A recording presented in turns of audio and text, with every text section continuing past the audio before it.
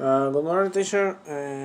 How do details about the incident in the newspaper article differ from the manner report? In both, they tell how the accident was and what's the solution.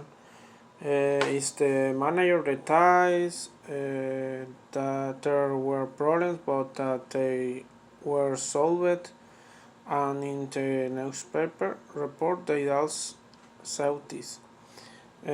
What changed and what did you notice? The employee had the right to defend her decision since won an award. Uh,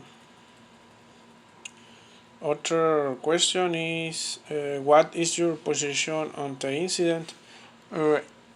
In the factory, they should have been more patient with the way they treat the person because not every day they win an award. Their dismissal is very unfair.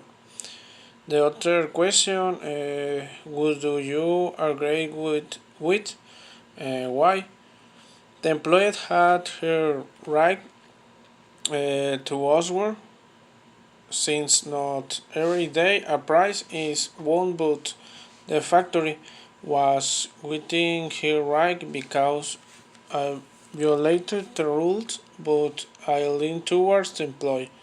It is very exciting to win something. Is an teacher. Thank you.